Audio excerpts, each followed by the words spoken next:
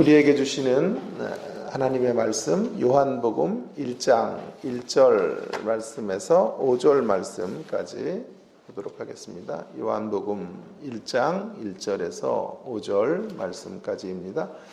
제가 1절을 읽고 우리 성도님들 그 다음 절 읽으시고 5절은 함께 읽도록 그렇게 하겠습니다. 제가 먼저 1절을 읽습니다. 태초에 말씀이 계시니라. 이 말씀이 하나님과 함께 계셨으니 이 말씀은 곧 하나님이시니라. 만물이 그로 말미암아 지은 바 되었으니 지은 것이 하나도 그가 없이는 된 것이 없느니라. 함께 읽습니다. 빛이 어둠에 비치되 어둠이 깨닫지 못하더라. 아멘. 다니엘서를 마치고 이제 오늘부터 얼마의 시간이 될지는 모르겠지만 요한복음 말씀 우리가 이제 살펴보도록 그렇게 하겠습니다. 학교에서도 여러 차례 요한복음은 제가 가르쳤고요. 또 박사과정에서도 한번 요한복음 말씀을 깊이 나눈 적도 있고 해서 그런 내용들을 좀 성도님들의 이해가 좋도록 좀 풀어서 한번 설명하면서 요한복음의 시간들을 계속 가져보도록 그렇게 하겠습니다. 특별히 이제 제가 요한복음에 관심이 많은 것은 또 요한복음과 요한계시록의 저자가 같다라는 게 일반적인 정설인데요. 그래서 또 계시록에 관심도 많기 때문에 요한복음의 논의, 요한 1, 2, 3서도 역시 마찬가지고요. 같은 저자가 썼다면 많이 공유되는 부분들이 있을 것이다 라는 생각도 있고 해서 요한복음에 더 애정이 가기도 하죠. 어쨌든 한번 이제 요한복음의 어떤 깊은 말씀의 세계 안으로 오늘부터 들어가 보도록 그렇게 하겠습니다. 먼저 이런 이야기로 오늘 서론을 시작하기 원합니다. 저희 학교에 어느 은퇴하신 교수님께서 여러분이 아시는 분이니까 이름을 대면 김의원 교수님께서 이제 커리큘럼을 조절하면서 이런 이야기를 하신 기억이 납니다. 개론 과목을 누가 가르쳐야 되는가 이런 논의를 좀 하셨는데 성경 개론, 신약 개론, 구약 개론 뭐 이런 과목들이 있지 않습니까? 말 그대로 개관이죠. 성경 배경이 어떻고 뭐 마태복음 어떤 책이고 뭐 마가복음은 뭐고 이렇게 개관하는 이런 수업이 있지 않습니까? 어떤 학과든지.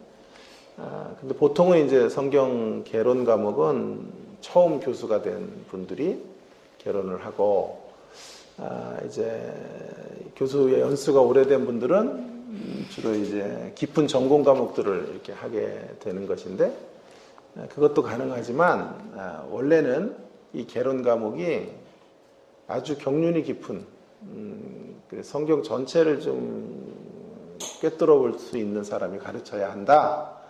그런 이야기를 아주 힘있게 강조하셨던 그런 기억이 납니다. 물론 처음 온 교수들이 개론이니까 좀 쉽게 가르칠 수 있다라는 차원에서 이렇게 맡길 수도 있지만 개론이야말로 정말 어떤 뭐라 그럴까요? 아주 농엄하게 그런 것들을 익힐 수 있는 어떤 그런 분들이 오랜 경륜을 가지고 있는 분들이 가르칠 때 개론이 살아나는 것이다 이런 말씀이었습니다. 일리가 있죠. 요한복음도 그런 책이 아닌가 이런 생각을 하게 됩니다. 요한복음은 처음 신자들에게 이렇게 제시해 주는 책이에요. 성경 어디서부터 공부해야 됩니까? 그러면 요한복음부터 하십시오 이렇게 말해주는 책 요한복음이죠. 그렇지만 요한복음은 또한 그 어떤 성경학자들도 정복했다고 말하기 힘든 책이에요. 마태, 마가, 누가복음 같은 책들은요, 이렇게 딱 메시지가 떨어져요.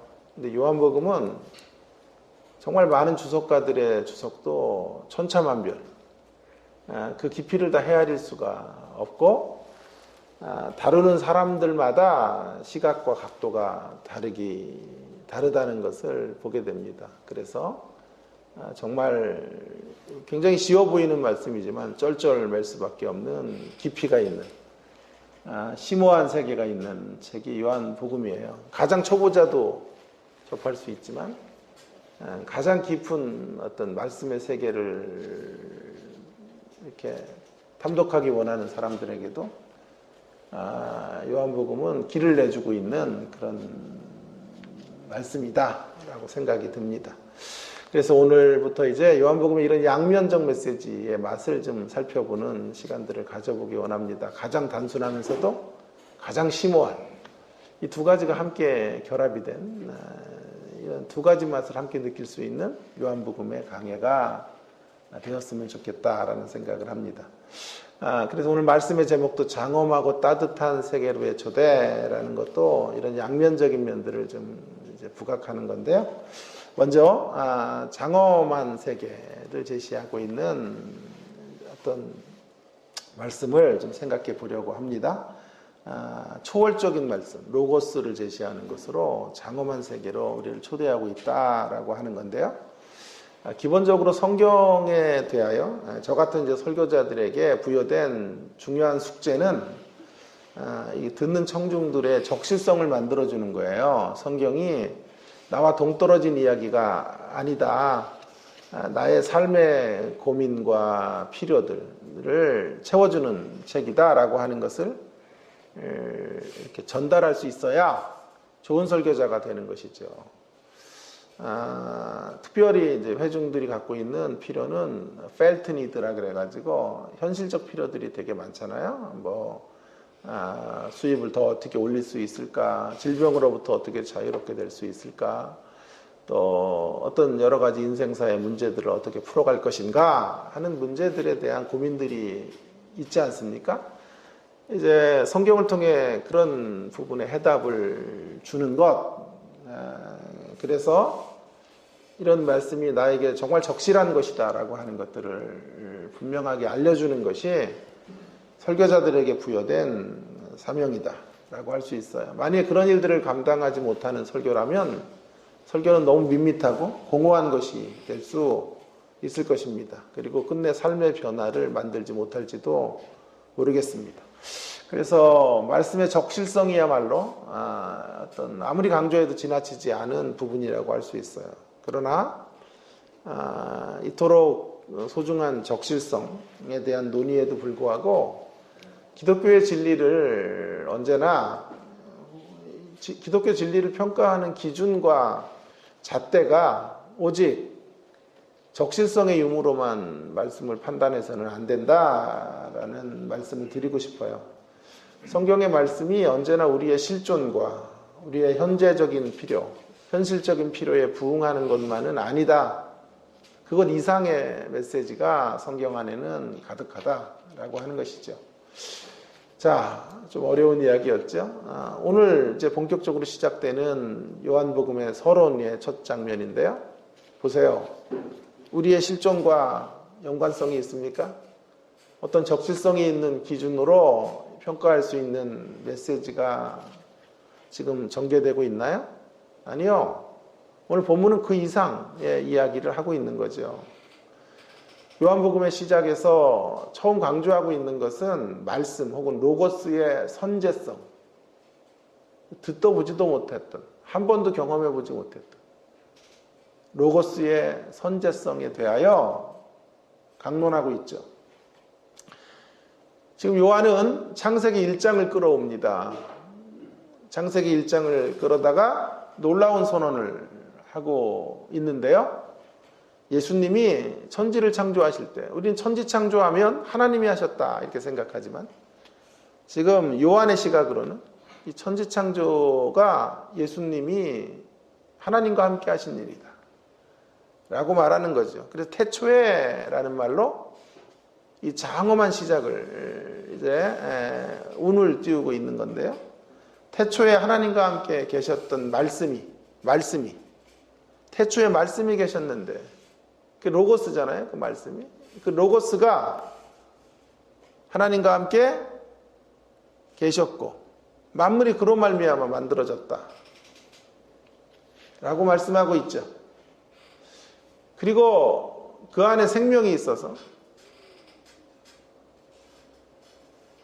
그를 믿는 자들이 생명을 얻게 되고, 그 생명은 사람 가운데 빛을 비추어주는, 어두움이 물러가게 하고 빛으로 나오게 하는 그런 생명의 빛으로 작동하게 된다는 것을 이야기하고 있죠.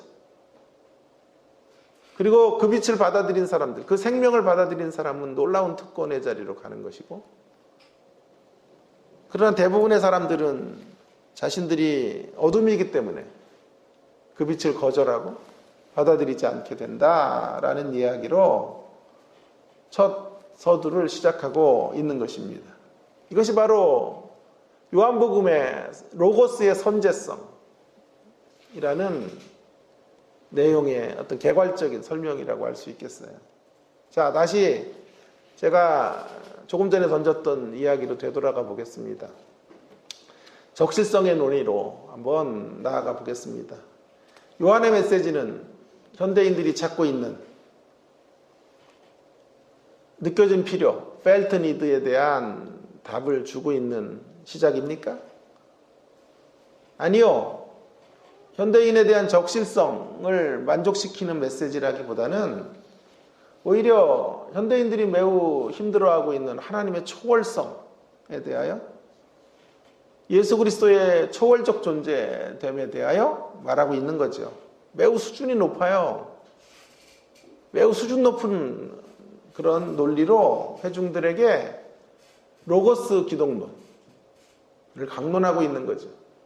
조금 더 어려운 말로 풀어보면 이 로고스 기독론이라고 하는 것은 지금 요한이 그를 아래로부터의 신학이 아니라 위로부터의 신학으로 풀고 있는 거예요. 아래로부터의 신학이라고 하는 것은 경험으로부터 이제 위를 향해 올라가는 거죠. 위로부터의 신학이라는 건 계시로부터 아래로 내려오는 건데요. 우리에게 공감대가 되는 것은 아래로부터, 우리의 경험으로부터 성경을 답을 찾는 거죠. 그러나 지금 요한복음은 위로부터 시작하고 있는 거죠. 하나님은 초월적 존재고 우리가 감히 상상할 수도 없는 로고스로 선지하신 분이다 라고 이야기하고 있는 거예요. 자, 왜 이런 이야기로 요한복음의 서두를 시작하는 걸까요? 적실성 있는 메시지를 하찮게 여기기 때문일까요? 전혀 그렇지 않을 것 같습니다. 오히려 적실성의 함정에 빠져서는 안 된다라고 하는 것을 강조하려고 하는 것이 아닐까요? 성경을 그저 나에게 의미 있는 책으로, 그런 말씀의 모음집으로, 마치 내가 원하고 꿈꾸는 세상을 위한 어떤 매뉴얼처럼 그런 것들을 해결해주는 무슨 어떤 해답이 되는 어떤 문서처럼 여겨서는 안 된다라는 거예요. 나의 실존적이고 내면적인 필요를 채우기 위해서만 성경으로 다가가서는 안 됩니다. 오히려 성경은 그 이상의 것을 우리에게 말씀해 주고 있습니다. 보다 정확히 말씀드리면 성경은 나의 필요를 채워주는 책이기보다는 나의 필요를 만들어주는 책이다 라는 게 답이에요. 자, 다시 한번요. 성경은 나의 필요를 채워주는 책이 아니라, 근데 우리들의 필요라는 게 주로 대부분 육신적인 것이에요. 대부분 현세적인 거예요. 이 짧은 인생의 길을 걸어가는 동안 더 잘 먹고 더 부유하고 더 큰 집에 살고 더 멋진 차를 끄는 것에 대해서 하나님이 동의해 주시기를 원하고, 그런 문제들을 해결해 주기를 원하는 필요들, 오직 그런 필요를 가지고 성경을 읽으면 안 된다라고 하는 것을 강조하고 싶어요. 그래서 필요를 채워주는 책이라기보다는 필요를 만들어주는 책이라고 성경을 정의하고 싶어요. 정근두라고 하는 목사님이 계세요. 고신에서도 가르친 적이 있고, 굉장히 이렇게 큰 교회, 울산에서 가장 큰 교회, 고신 측 교회를 담당하시다 은퇴를 하셨죠. 이분이 이제 마틴 로이드 존스라고 하는 정말 세기에 한번 나타날까 말까 할 위대한 설교자를 전공해서 이제 설교학 교수로도 일하셨는데, 이분이 이런 이야기를 하는 것을 정말 재밌게 들었어요. 그 남아공에서 공부를 박사를 마치실 때, 거기는 이제 우리나라 물자가 없어요. 그리고 이제 특별히 라면이나 이런 게 귀하잖아요. 그래서 선교사님들이 이제 들어오실 때 라면 이렇게 한 박스를 가져오거나, 또 유학을 오는 분들이 이제 컨테이너 박스에 라면을 꼭 싣고 오면 그것들을 이제 나누어 주시기도 하고 그러거든요. 저도 한번 공부를 마치고 몇 년 전, 한 3년 전인가요? 우리 딸과 함께 우리 공부하는 데를 이렇게 보여주기 위해서 케이프타운하고 이런 쪽을 갔었는데, 무엇보다도 라면을 가지고 가서 그분들 거기 선교사님들과 유학하는 분들을 나눠드렸던 기억이 나요. 그래서 짜파게티 같은 게 굉장히 아이들이 좋아하는 음식인데, 아무 날 못 먹어요. 짜파게티 먹는 날이 따로 있어요. 100점 맞았을 때. 또 한국이 너무 그리울 때, 이럴 때 이제 짜파게티를 끓여다가 아이들에게 주고 함께 짜파게티를 나눴다 그래요. 아이들이 너무 그걸 좋아하니까 이제 귀국을 해서 부산에, 이제 고향이 부산이시니까 부산에 짜장면 원조집을 데려가서 아이들을 곱빼기로 짜장면을 사줬다 그래요. 그래가지고 기대를 걸고 이렇게 사줬는데, 한 젓갈 먹더니 젓가락을 던지더래요. 맛없다고. 짜파게티가 맛있다고. 이게 재미없는 이야기인 줄 알았어요. 이게 무슨 뜻이냐 하면요, 자기에게 길들여진 게 맛있는 거예요. 그래서 원조 짜장을 가져다 먹여줘도 짜파게티에 길들여져 있기 때문에 그게 훨씬 더 맛있다고 느끼는 거죠. 그러니까 이 말씀이라고 하는 것이 청중의 필요를 이렇게 채워주려고 따라가기보다 청중의 필요를 만들어주면 되는 거예요. 그래서 딱딱한 말씀을 이렇게 계속 들어왔던 분들은 또 딱딱한 말씀에 길들여지고, 논리적인 어떤 말씀에 이제 맛을 들인 사람들은 또 거기에 설교의 맛을 가지고 있고, 또 어떤 분들은 진짜 단순하잖아요. 조영기 목사님 같은 설교는. 근데 그런 설교에 인생을 걸고 거기에 내 인생이 바뀌었다라고 말하는 분들도 계시고요. 그런 이렇게 취향들이 다르잖아요. 취향을 결국 따라가기보다 취향을 만들어 가면 되는 건데요. 성경이 바로 그런 책이에요. 우리의 취향이 무언지에 호소하기보다 우리의 필요를 만들어 가시는 책. 그래서 이런 메시지를 들어야 한다라고 하는 거죠. 무엇이 나에게 적실한 메시지인가 보다 성경이 지금 더 강조하려는 건 내가 반드시 들어야 될 메시지가 무엇인가 라고 하는 것을 강조하고 있는 거죠. 그것이 바로 내가 성경을 읽는 것이 아니라 성경이 나를 읽게 하는 것이다 라고 말씀드릴 수 있어요. 성경을 읽을 때 나의 신념을 강화하고 나의 아집을 더 굳건하게 세워가는 읽기는 망하는 길이에요. 늘 말씀의 정으로 나를 쪼갤 수 있는 각오를 가지고 말씀 앞에 서야 하는 것입니다. 그러기에 요한복음의 말씀은 우리의 현실적 필요로부터 시작하지 않아요. 오히려 우리의 필요를 채워주는 대신에 우리의 필요를 만들어주고 있죠. 그래서 우리를 태초의 세계로 초대해요. 태초. 장엄한 세계, 초월적 세계. 이 땅이 만들어지기 이전의 세계, 시간 이전의 시간의 세계, 무로부터 유를 창조하기 이전의 세계, 그 시간에 하나님이 계셨고 말씀이신 로고스가 존재하셨다. 그분이 예수님이십니다. 이 장엄한 세계로 요한복음은 우리를 초대하고 있는 거예요. 이 세계를 맛보라고, 이 세계를 누리게 하시려고 우리를 그 세계 가운데로 이끌어 주시는 메시지입니다. 자, 그런가 하면 두 번째로 동시에 이 메시지는 따뜻한 세계로 우리를 초대하고 있어요. 신적인 코이노니아, 교제, 코이노니아는 교제라는 말이죠. 신적인 교제의 세계로 우리를 초대하고 있죠. 자, 시작은 제가 첫 번째 논의했던 건 로고스의 선제성을 통하여 예수님의 초월성을 강조했죠. 그것으로 뭘 증명하려고 했나요? 요한복음의 큰 화두거리 중에 하나는 이제 거짓 선지자들이나 가르침을 설파하는 자들이 예수님의 성육신을 믿을 수 없다. 그저 인간이지 예수님이 무슨 하나님이 인간이 됐다라는 것 동의할 수 없다라고 하는 사람들에게 예수님이 이 땅에 오신 성육신 사건은 그냥 한 성자가 온 것이 아니고 그저 한 인간이 이제 출생한 이야기가 아니라 초월적 로고스이신 하나님과 동등한 분으로 하나님과 함께 계셨던 분이 우리 가운데 오신 것이다 라는 것을 강조하려고 하는 것이죠. 그래서 로고스의 선제성에서부터 논의를 시작하는 건데요. 이제 살펴볼 것은요, 이런 초월적 로고스와 우리가 좀 중요하게 여겨야 될 대목은 그 초월적 로고스이신 예수님께서 하셨던 사역이 뭐고, 또 더 중요한 건 그 초월적 로고스와 하나님의 존재 방식이 어떤 것인지, 그 안에서 매우 따뜻한 세계로 우리를 초대하고 있는 것을 이제 발견하실 수 있게 되는데요.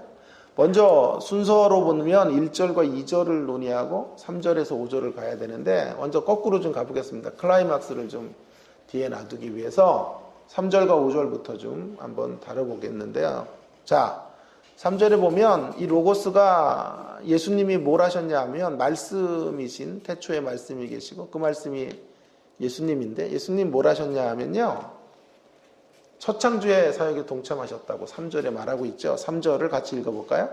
시작. 만물이 그로 말미암아 지은 바 되었으니 지은 것이 하나도 그가 없이는 된 것이 없느니라. 만물이 하나님에 의해서만 만들어진 게 아니라 그로 말미암아 예수 그리스도로 말미암아 만들어졌다는 거예요. 천지창조. 처음 창세기 1장의 창조의 역사가 예수님이 함께 하신 사역이었다 라는 것을 말해요. 그러나 그것보다 더 중요하게 강조하는 것은 그 예수님은 신약에 와서 새 창조의 역사를 이루시는 분이에요.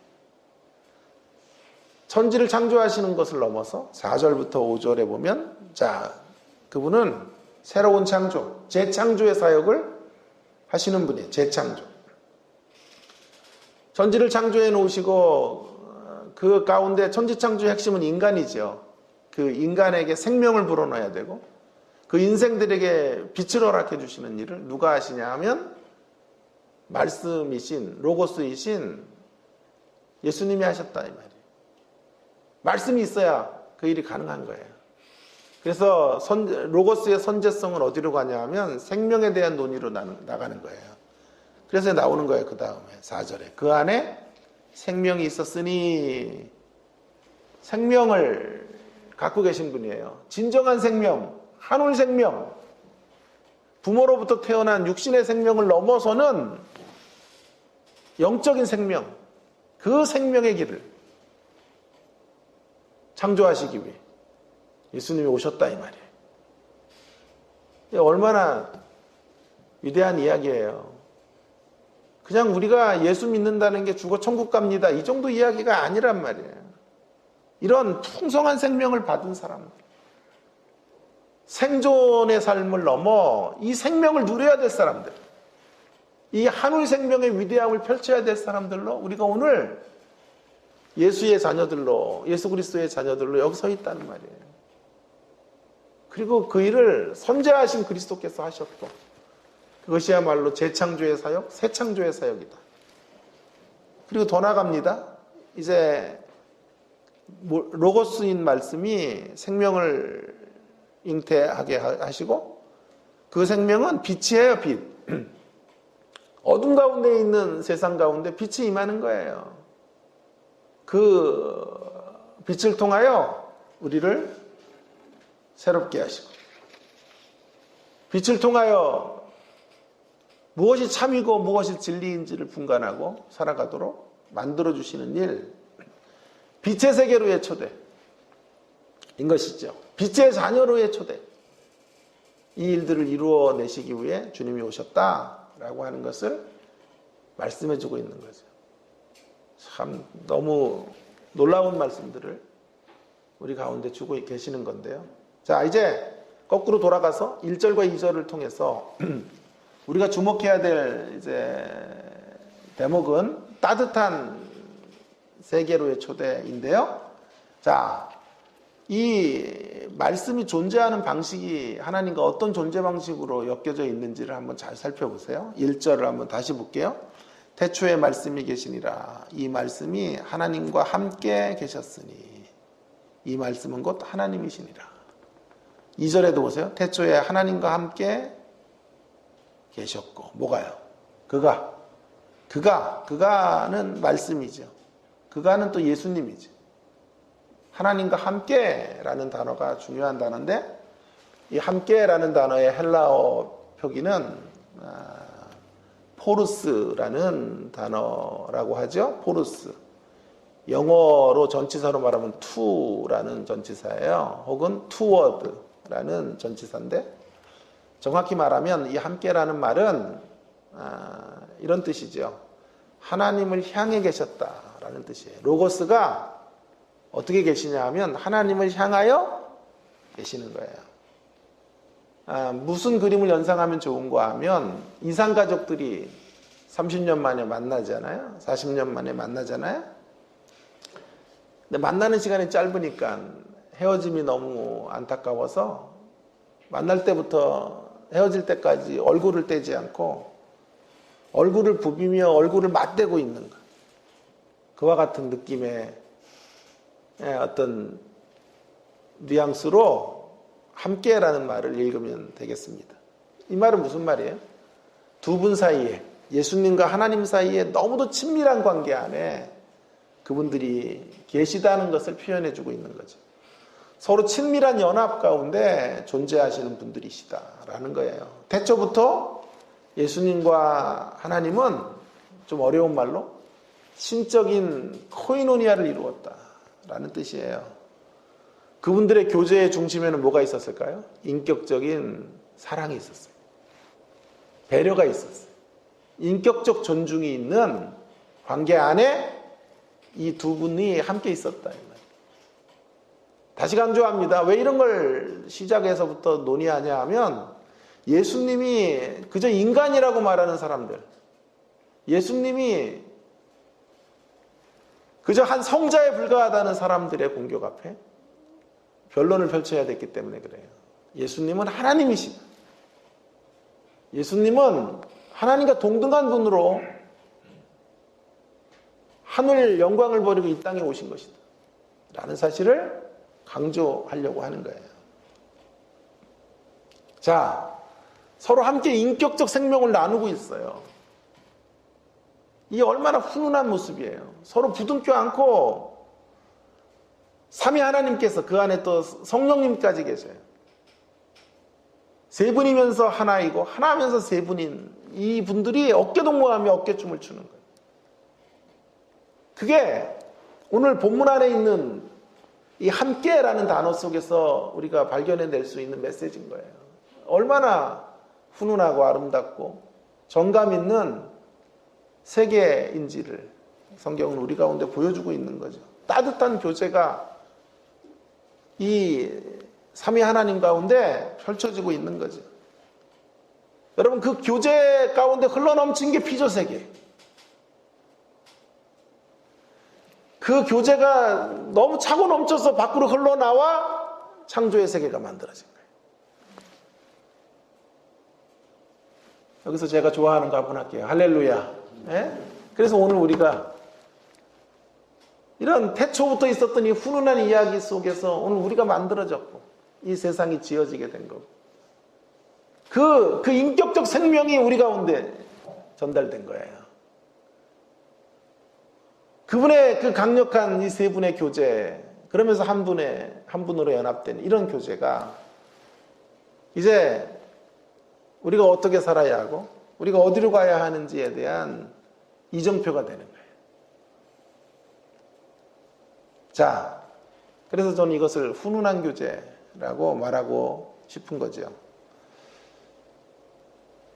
두 가지를 다시 한번 강조해 볼게요. 요한복음은 지금 우리를 어떤 세계로 초대하고 있습니까?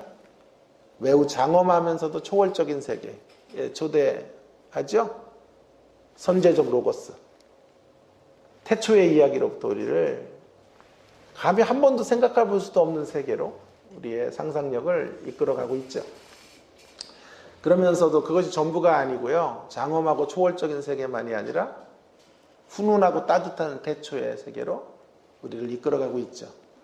여러분, 그렇다면 우리는 두 가지 중에 하나의 측면만 있으면 안 돼요. 초월적인 국면만 있어서도 안 되고요.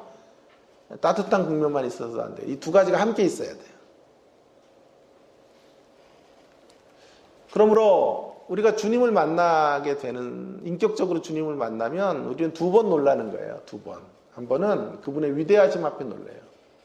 우리가 만난 주님이 하나님이신 것에 놀라고, 또 한 번 놀라게 되는 건 그 하나님이신 분이 너무도 섬세하시고 너무도 자상하시고 너무도 디테일하게 우리를 만져주시는 것에 우리는 또 한 번 놀라게 되는 거죠. 이 두 가지 중에 어떤 한 가지도 놓쳐서는 안 되는 거죠. 함께 있어야 되는 거죠. 아니, 우리의 삶도 이 두 가지를 함께 가지고 양면적 모습을 가지고 있어야 돼요. 시시하지 않되 따뜻해야 돼요. 시시하지 않아야 된다라는 말은 스케일 면에서 작지 않아야 된다라는 뜻이에요. 좀스럽지 않아야 된다라는 말이죠.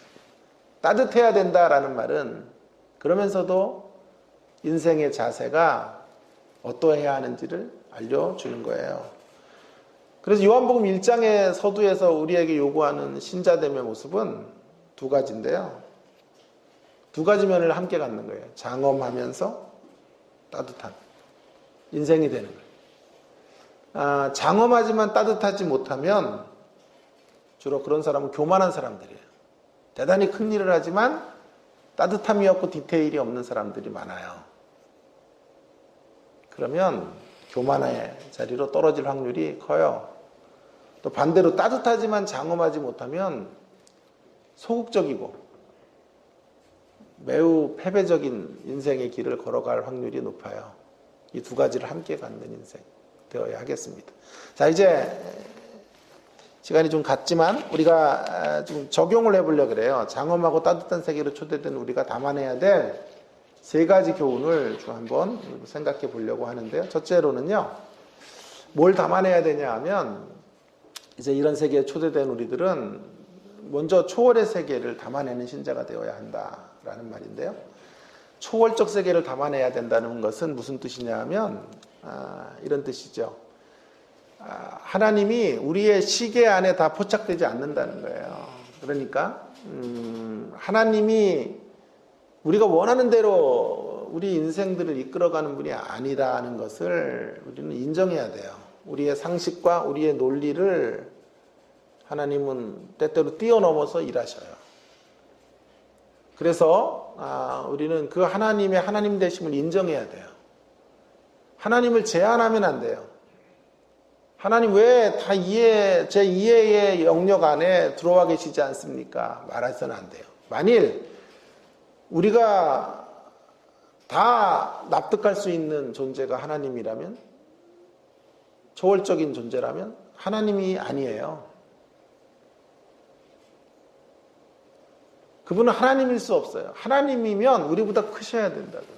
그래서 우리가 이해할 수 없는 영역을 갖고 계실 수밖에 없는 거예요. 특별히 고난이 오고 환난이 오고 역경이 오고 내가 계획했던 것들이 마치 엎질러진 물처럼 쏟아지게 될 때 우리는 하나님 어디 계시냐고 소리친다. 하나님 왜 이렇게 이끌어 가시는지 모르겠다고 말합니다. 왜 그럴까요? 하나님은 초월적인 분이기 때문에 그래요. 우리는 하나님을 다 파악할 수 없어요. 다 이해할 수 없어요. 그래서 욥기 같은 책에서 고난을 이렇게 표현하는 거예요. 욥기는 고난이 신비라고 말하는 거예요. 고난은 신비예요. 뭐 하나님 뜻대로 산다고 고난이 없고 그런 게 아니에요. 악인들이 훨씬 잘 돼요, 사실은. 예? 이렇게 남 괴롭히는 사람들 오래오래 살더라고. 일찍 떠나면 좋은데 그런 사람들 건강관리 잘해가지고 오래 살아요. 그래서 인과응보가 잘 적용이 안 돼요, 이 땅에서는. 마지막 날에는 적용될 거예요, 마지막 날에. 인과응보. 그러니까 마지막 날에 심판대에서는 적용되겠지만 여기서는 적용됐다가 안 됐다가 뒤죽박죽의 세상이지. 그래서 우리가 정말 담아내야 될 신앙의 모습은 초월을 담아내야 돼요. 그 말은 우리가 하나님의 하나님 되심을 인정해야 되고 나의 작음을, 나의 한계를 고백할 수밖에 없다는 말이에요. 그분이 하나님이시기 때문에 내가 다 이해할 수 없고 파악할 수 없는 세계로 우리를 이끌어 가실 수 있는 분이라는 것을 인정하고 잠잠히 주님을 바라보는 저와 여러분이 되기를 간절히 주님의 이름으로 축원합니다. 자, 두 번째 적용은 장엄하고 따뜻한 세계에 초대된 우리가 담아내야 될 또 한 가지는 그분의 말씀에 기초한 말을 담아내야 된다 라고 말하고 싶어요. 그분의 말씀에 기초한 말을 담아내는 신자가 됩시다 라는 건데요. 여러분 지금 오늘 본문은 말씀을 강조하잖아요. 말씀의 선제성, 로고스의 선제성. 태초에 예수님이 계셨다 이렇게 말하지 않고 태초에 말씀이 계셨다 이렇게 말하잖아요. 그죠? 그러니까 천지창조도 말씀으로 했고 새로운 창조도 말씀으로 하신다는 거잖아요. 말씀. 그 말씀으로 인하여 우리에게 말이 주어진 거예요, 사실은. 그런데 어떤 말씀인가요? 그 말씀은 어떤 말씀인 거죠? 새로운 창조를 가능케 하는 말씀. 창조의 말씀이지. 어떤 말씀인가요? 그 말씀은 4절에 생명이 있어요. 생명의 말씀이죠. 빛이 있으니까 빛의 말씀이죠. 옛 시대의 언어가 아닌 새로운 시대의 창조의 언어이고 구습을 타파하는 살림의 언어예요. 살림의 언어. 어둠의 언어가 아닌 빛의 언어이고 죽음의 언어가 아닌 생명의 언어인 거예요. 주님은 그 말로, 그 언어로, 그 말씀으로 세상을 살렸고 세상을 만드셨고 사람들을 일으켜 세우셨죠. 여러분, 오늘 우리가 그 말씀에 비달해서 말을 해야 된다 이 말이에요. 그분의 말씀에 기초한 말을 담아내야 돼요. 그렇다면 우리의 말도 어떤 말이 돼야 될까요? 예, 당연히 새로운 창조의 언어, 생명의 언어, 빛의 언어로 말하는 습관들을 가져야 되는 거예요. 어떤 분이 제안합니다. 캔의 복음을 전하는 설교? 캔의 복음을 말해야 된다. 캔. 뭐뭐 해야 한다라는 복음만이 아니라 메시지만이 아니라 캔의 복음 할 수 있다. 우리가 뭐뭘 해야 하는 것도 중요한 메시지지만 예수님이 이미 다 이루신 역사 속에 우리가 들어와 있는 거기 때문에 우리는 해야 되기 이전에 할 수 있어요. 우리는 주님이 이루셨기에 우리는 모든 걸 할 수 있는 사람들이에요. 그걸 인정해야 돼요. 자녀들에게도 잘 돼야 한다라는 말도 중요하지만 좋지만 잘 될 수 있다고 말해주는 거예요. 그것이 캔의 복음이에요. 격려와 축복의 언어로 사람을 대하는 거예요. 그럴 때 사람들의 심령 안에 있는 어둠이 물러가고 빛이 찾아오게 되는 거예요. 죽어가는 자들이 살아나는 역사들이 펼쳐지게 될 거예요. 너무 제가 지금 유치한 번영의 신학이나 심리학적 이런 메시지를 전하는 것이 아니에요. 이것이 매우 중요한 사실이에요. 왜? 오늘 본문은 이 땅의 모든 게 다 말씀으로 이루어졌고 그리고 우리는 그분에게 말을 선물로 받았다고요. 말할 수 있는 사람이 된 거예요. 그래서 우리의 언어의 나무들을 잘 가꿔야 돼요. 그래야만 풍성한 결실을 맺게 되는 거예요. 언어의 나무를 생각해보는데 이혜인 수녀님의 시가 생각이 또 났어요. 한번 읽어볼게요. 언어의 나무라는 이혜인 수녀님의 시인데요.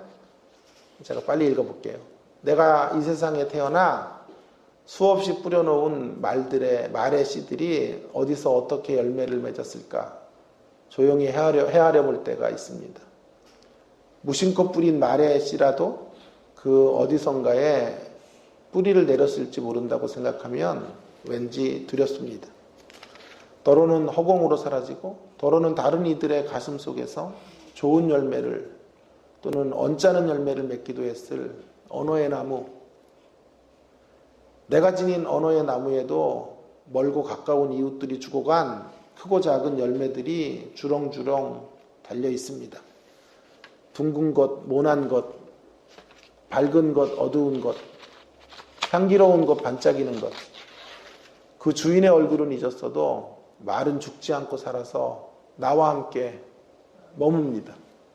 살아있는 동안 내야 할 말은 참 많은 것도 같고 적은 것도 같고, 그러나 말이 없는 단 하루도 살 수 없는 세상살이, 매일매일 돌처럼 차고 단단한 결심을 해도 슬기로운 말의 주인이 되기는 얼마나 어려운지, 하나의 말을 잘 탄생시키기 위하여 먼저 잘 침묵하는 지혜를 깨우치게 하소서. 이혜인 수녀님의 언어의 나무라는 시입니다. 우리의 언어의 나무 잘 가꾸어내는 우리가 될 수 있기를 간절히 바랍니다. 한 가지 마지막으로 이야기할 것은, 배제의 시대에 우리가 담아내야 될 것은 포용의 은혜를 담아내야 한다라는 거죠. 이거는 스칸 맥라이트라는 사람의 책 제목에서 제가 가져온 건데요. 배제의 시대, 포용의 은혜. 신적인 코이노니아를 보세요. 서로 포용하고 서로 교제하죠. 서로 인격적으로 하나 되죠. 우리에게도 그런 모습을 확장해가는 모습이 있어야 돼요. 서로를 배제하는 시대, 서로 틀린 것을 강조하는 세상에서 포용의 은혜를 담아내는 우리가 되면 좋겠어요. 왜 그래야 되냐고요? 예, 우리가 배제되어야 마땅할 존재들이었는데 주님의 포용의 은혜로 주님의 자녀가 되었기 때문이고요. 오늘도 주님이 우리를 포용해 주시기 때문에 여기 살아있기 때문이에요. 그래서 우리는 마땅히 교회 가운데서 이 일을 훈련해야 돼요. 교회는 훈련소예요. 무엇을 훈련해야 될까요? 서로 포용하는 훈련들을 해야 돼요. 교회는 절대로 내가 마음에 맞는 사람들만 모여있지 않아요. 그런 사람들만 모여있으면 교회일 수 없어요. 그것은. 교회는 서로 깎이고 다듬어지고 모난 부분들을 도려내는 훈련의 장소예요. 그래서 다양한 사람들과 다양한 가치와 다양한 생각들이 공존하는 곳이 교회이죠. 서로 배우고 서로 조율하라 하는 거예요. 교회에서 그런 훈련을 받고 이제 우리의 실력을 발휘해야 될 것은 삶의 현장이에요. 여기서 우리가 무슨 교육을 받았고 무슨 훈련을 쌓았는가, 그러니까 훈련받은 것만 자랑해요. 많은 신자들은 무슨 제자 훈련 받고 무슨 엄청난 프로그램에 내가 어떤 졸업장을 갖고 있다는 것, 무슨 양육 프로그램, 무슨 어떤 훈련들을 받았다라는 것, 어떤 부서를 섬겼고 어떤 직분을 맡았다, 내가 경험이 있다라는 것만을 꺼내들어요. 아니에요. 그것으로는 우리를 증명할 수 없어요. 그럼 훈련만 하지 실전에 한 번도 나가보지 못하는 모습과 똑같아요. 훈련을 받고 우리가 가야 될 목적지는 세상이고 삶의 현장이에요. 살아내는 현실의 자리가 있어야 되는 거죠. 그것을 하지 않고 늘 훈련만 받으면, 제자 교육만 받으면 머리만 커지는 기형적 신앙인이 되고 말아요. 우리의 실력을 인정받는 것은 교회가 아니라 삶의 현장인 것을 늘 잊지 마시고, 우리 하나님께서 함께 나누고 계시는 이 교제, 이 코이노니아의 모습을 따라서 타자를 받아들이고 포용하는 인격적 사랑으로 타자에게 나아가는 저와 여러분이 되기를 주의 이름으로 축원합니다. 함께 기도하겠습니다. 오늘 주신 말씀 가지고 하나님께서 오늘 우리에게 초대하시는 세계는 장엄한 세계, 초월적 세계이며 따뜻한 세계인 것을 제가 말씀드렸고요. 아니, 요한복음 전체가 바로 이런 세계로 우리를 초대하고 있는 책인데요. 우리가 오늘부터 시작되는 요한복음 말씀을 통해서 외장받아 펼쳐지는 이 장엄한 세계 가운데 우리가 무릎 꿇게 되기를 원하고, 또 따뜻한 세계 가운데 위로받고 격려받고 도전받는 우리가 될 수 있기를 기도하면 좋겠습니다. 초월을 담아내고 하나님을 제한하지 말고, 제한당해야 될 존재는 우리예요. 우리는 한계에 많은 존재이고, 하나님은 하나님이시기 때문에 어떤 일도 우리 가운데 허락하실 수 있는 거예요.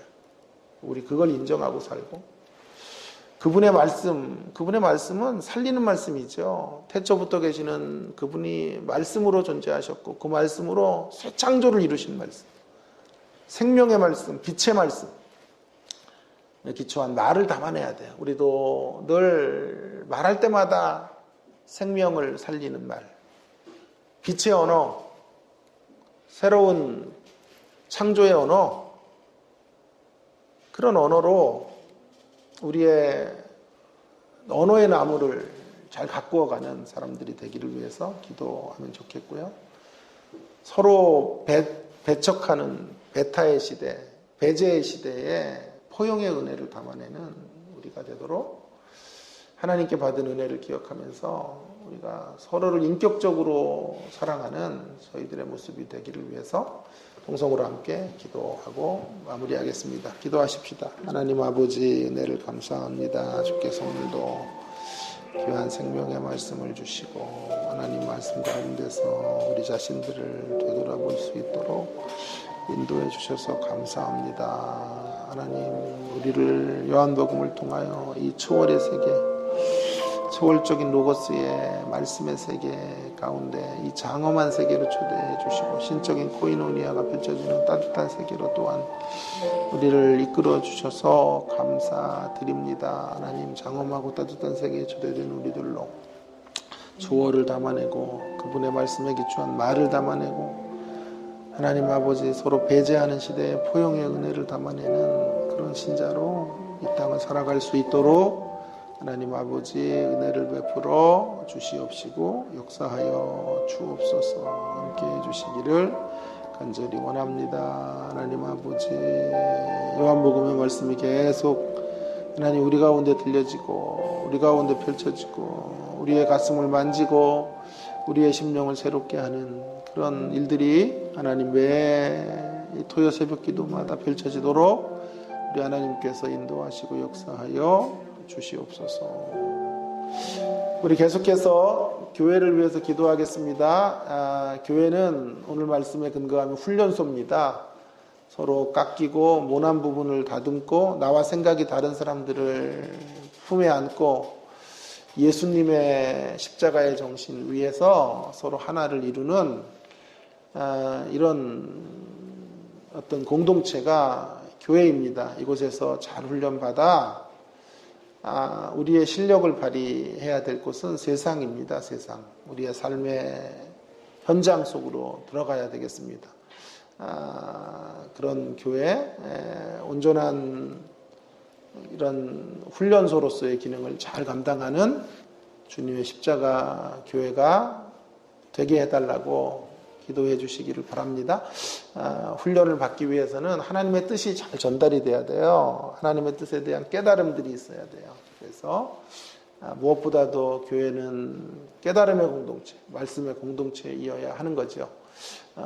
그래서 늘 말씀이 살아있는 교회, 말씀으로 심령을 깨트리는 교회,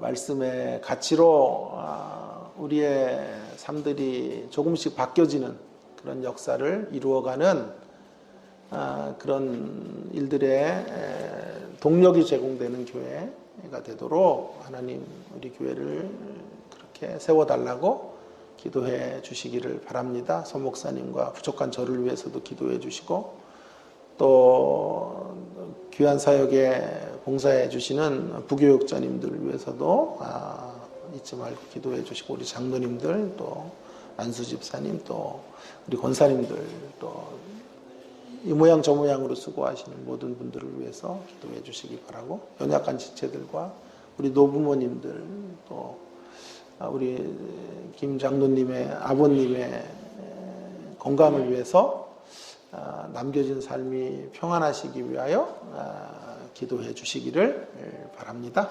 함께 기도하겠습니다. 하나님 아버지, 우리 주님의 십자가 교회를 이곳에 세워주셔서 감사합니다. 주님의 뜻을 이루는 아름다운 교회, 하나님의 역사들이 펼쳐지는 훈련소의 기능을 잘 감당하는 복된 교회 되도록 우리 하나님께서 인도해 주시기를 간절히 원합니다. 하나님, 늘 말씀에 깨어있는 교회, 말씀으로 우리의 심령을 갈아엎는 그런 역사들이 일어나는 복된 교회로 하나님 아버지, 우리의 교회가 세워져 가도록 하나님께서 역사하시고 인도하시고 복의 복을 더하여 주시옵소서. 주의 뜻을 이루어가는 아름다운 교회가 되도록 은혜를 베풀어 주시기를 간절히 원합니다.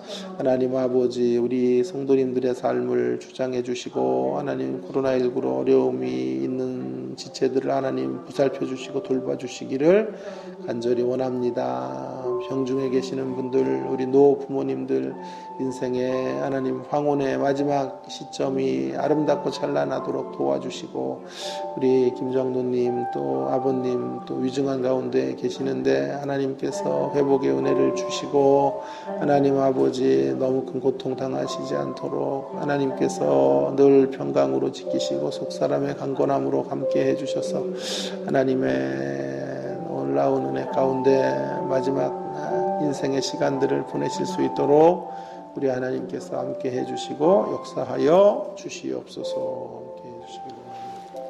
하나님 아버지, 오늘 저희들에게 요한복음 1장 말씀을 통하여 장엄하고 따뜻한 세계로 우리를 이끌어 주시고 초대해 주셔서 감사드립니다. 초월적인 로고스이신 우리 주님을 다시 한번 만나 뵙게 해주셔서 감사드립니다. 그러면서도 따뜻하게 서로 끌어안고 계시는 예수님과 하나님의 모습을 통하여 하나님, 우리가 어떤 인생이 되어야 할지를 알려주셔서 참으로 감사를 드립니다. 날마다 하나님 초월을 담아내는 저희들 되어지도록 인도해 주시고, 하나님의 말씀에 기초한 말을 담아내는 저희들이 되게 해주시고, 서로 배타하고 서로 배척하는 시대에 하나님 포용의 은혜를 담아내어 인격적으로 서로를 사랑하고 존중하는 그런 훈련들을 쌓아가는 하나님의 사람들이 다 되도록 함께 해주시기를 간절히 원합니다. 우리 주님의 십자가 교회를 세워주셔서 감사합니다. 주의 뜻을 이루는 아름다운 교회로 오늘까지 이끌어 주신 줄 믿습니다. 앞으로도 하나님께 우리 교회의 진로를 부탁드립니다. 우리 하나님 친히 주관하시고 임재하시는 교회가 되게 하셔서 우리 교회를 통하여 큰 위대한 하나님 나라의 사역들을 펼쳐가 주시기를 간절히 원합니다. 이곳에서 우리가 잘 훈련받고 삶의 현장에서 실력을 발휘하는 믿음의 사람들이 키워져 가도록, 만들어져 가도록 인도하여 주시옵소서. 하나님, 늘 말씀이 살아있는 교회 되기 원합니다. 깨달음이 넘쳐나는 강단의 사역이 계속 유지되는 교회로 하나님께서 붙잡아 주시고 인도해 주시옵소서. 귀한 교회를 수종드는 모든 분들의 수고를 하나님 갚으시고 아름답게 축복해 주시기를 간절히 원합니다. 이 시간도 개인 기도의 시간, 주님을 만나는 복된 기도의 시간이 되도록 함께하여 주시옵소서. 예수님 귀하신 이름으로 간절히 기도 올리옵나이다. 아멘.